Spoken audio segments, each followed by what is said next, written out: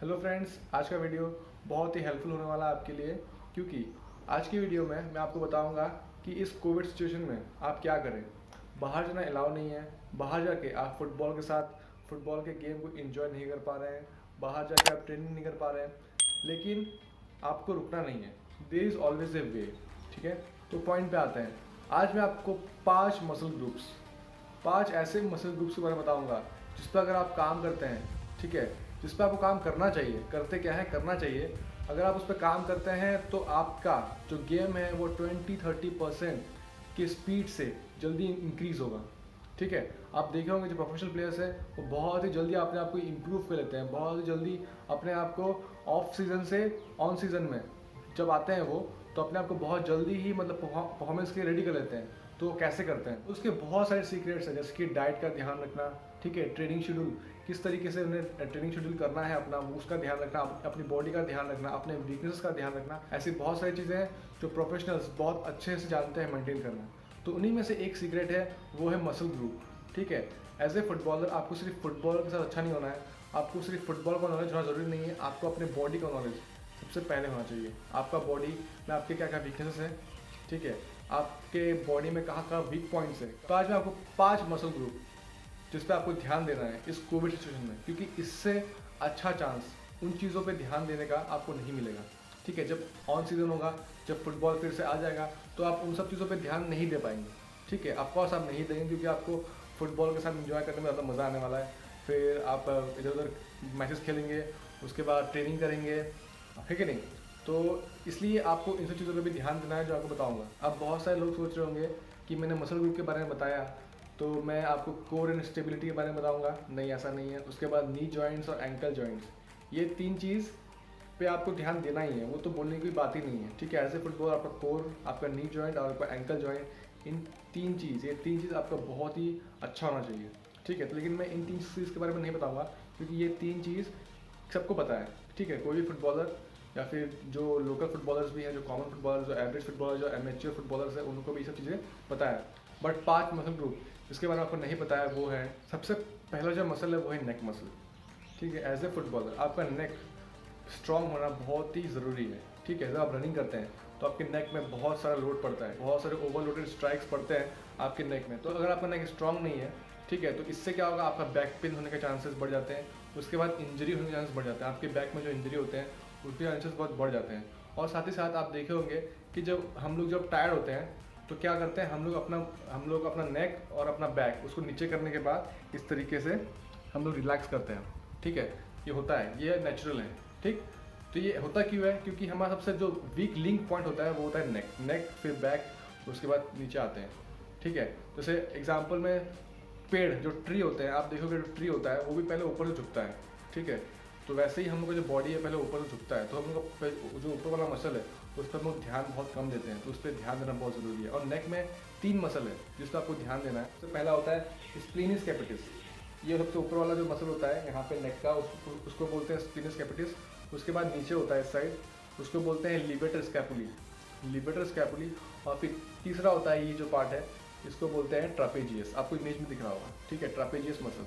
ये तीन मसल पे आपको ध्यान देना है, जिससे आपका जो नेक है बहुत स्ट्रांग हो जाएगा। जिससे आपको ध्यान देना, क्योंकि हेडिंग भी बहुत ज़रूरी है फुटबॉल में जब हेड्स लेते हैं। उसके बाद जो दूसरा मसल ग्रुप है वो है शोल्डर का इम्पोर्टेंस बहुत ही ज़्यादा है फुटबॉल में, क्योंकि इससे आप क्या करते हैं, कवरिंग करते हैं। ठीक है, जब आप नीचे गिरते हैं तो आप अपने आर्म्स का यूज़ करते हैं अपने आप को बचाने के लिए। ठीक है, तो जितना आपका शोल्डर अच्छा होगा उतना आपके लिए फ़ायदा है। ठीक है, मैचेस में आप देखेंगे बहुत सारे जो हैवी प्लेयर्स होते हैं, जो स्ट्रॉन्ग प्लेयर्स होते हैं, वो अपने आर्म्स का, अपने शोल्डर का यूज़ करना बहुत अच्छे जानते हैं। उनसे क्या होता है कि आपका जो शोल्डर है, अगर इसमें स्ट्रेंथ रहेगा तो आप किसी को भी अच्छे से आसानी से कवर कर सकते हैं। और साथ ही साथ मान लीजिए आपके सामने से कोई दौड़ के आ रहा है, बहुत तेज़ रन कर रहा है, तो अगर आपका स्ट्रॉन्ग आर्म्स नहीं है, स्ट्रॉन्ग शोल्डर्स नहीं है, तो इससे क्या होगा, आपको इंजरी होने के चांसेस भी बढ़ जाएंगे। ठीक है, तो शोल्डर पे भी ध्यान देना है। तो शोल्डर के 2 मसल्स है जिस पर आपको ध्यान देना है। सबसे पहला होता है लेटरल डेल्टॉइड जो होता है यहाँ पे होता है। ठीक है, उसके बाद एंटीरियर डेल्टॉइड जो यहाँ पे होता है। ठीक है, 2 मसल ग्रुप पे आपको ध्यान देना है।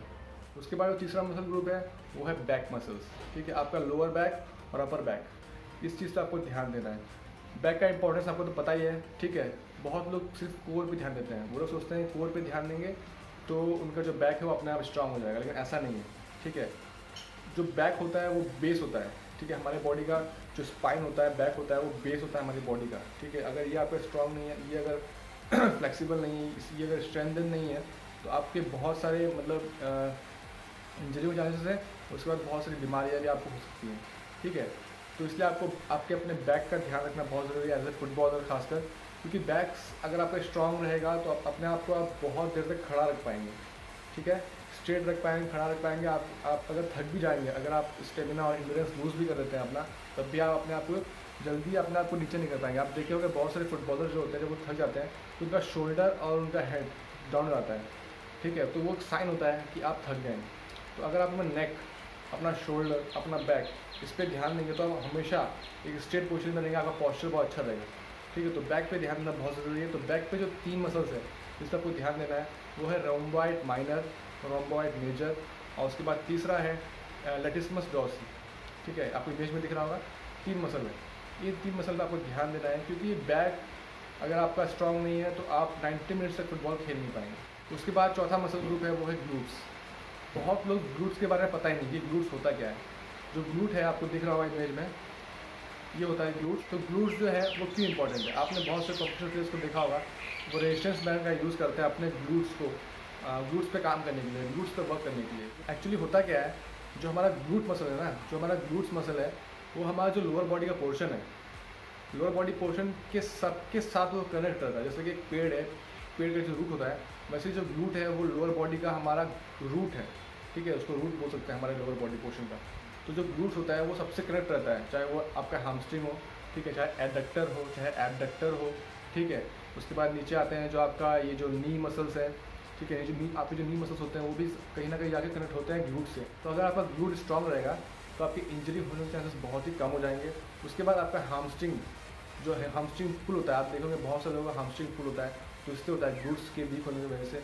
और ग्लूट्स अगर आप स्ट्रांग कर लेंगे तो आपको जो बैक पेन है, जो लोअर बैक पेन होता है बहुत लोगों को, वो भी ठीक हो जाएगा, ठीक है। तो ग्लूट्स पे ध्यान देना बहुत ज़रूरी है। आप देखोगे बहुत सारे लोग ग्लूट्स पे ध्यान देते हैं जो प्रोफेशनली हैं, चाहे वो एथलीट हो, चाहे वो वेट ट्रेनिंग करते हो, ठीक है, चाहे वो बॉडी बिल्डर हो, चाहे वो फुटबॉलर हो, चाहे कोई भी आप फील्ड में हो, ग्लूट्स पे बहुत सारे लोग ध्यान देते हैं। आप देखे होंगे रेजिस्टेंस बैंड का यूज़ करते हैं, तो इसलिए करते हैं क्योंकि ग्लूट्स जो है बहुत ही इंपॉर्टेंट प्ले रोल करता है अपने लोअर बॉडी के पोर्शन के लिए। और साथ ही साथ ग्लूट्स जो है जब आप रनिंग करते हैं उस पर काम करता है, जब आप स्प्रिंट करते हैं, ठीक है, आपका ग्लूट अगर स्ट्रांग रहेगा, ग्लूट्स अगर मसल जो है आपका अगर भारी रहेगा, स्ट्रांग रहेगा, तो उससे क्या होता है कि जब रनिंग करेंगे ना तो आपके हैमस्ट्रिंग में बहुत ही अच्छा प्रेशर देगा, वो अपना हेल्प करेगा, ठीक है। वो बेस है, क्योंकि आपका बेस स्ट्रांग रहेगा तो आपकी सारी चीज़ें अपने आप ही स्ट्रांग हो जाएंगी। अगर आपका बेस स्ट्रांग नहीं है, आप हैमस्ट्रिंग का मतलब एक्सरसाइज कीजिए, या फिर आप काफ मसल का एक्सरसाइज कीजिए, अपने ग्रोइन का वो क्या बोलते हैं एक्सरसाइज कीजिए, ठीक है, कोई भी मसल का आप अगर लोअर बॉडी पोर्शन का आप एक्सरसाइज कीजिए, लेकिन अगर आपका बेस ग्लूट्स जो है वो स्ट्रांग नहीं है तो ये सब अपने पीक पॉइंट में नहीं रहेंगे, ठीक है। आप इनको अपने 100% लेवल जो इनका है जितने वो काम कर सकते हैं, आपका हैमस्ट्रिंग हो गया, काफ मसल हो गया, ठीक है। उसके बाद एक्लेस टेंडन जो ब्रेकडाउन होता है बहुत लोगों का, वो सब जो अगर चाहते हैं आप कि आपका जो लोअर बॉडी पोर्शन है एज ए फुटबॉलर अच्छे से काम करे तो आपका ग्लूट जो है उसका स्ट्रांग होना बहुत ज़रूरी है। तो अब ग्लूट्स में 2 ही मसल है जिस पर आपको ध्यान देना है, एक होता है ग्लूट्स मीडियस, एक होता है ग्लूट्स मैक्सिमस। आपको इमेज में दिख रहा होगा, आपको इन 2 मसल्स पे ध्यान देना है। अब बात करते हैं आखिरी, जो 5वां और आखिरी मसल ग्रुप है वो है हिप फ्लेक्सर्स, ठीक है।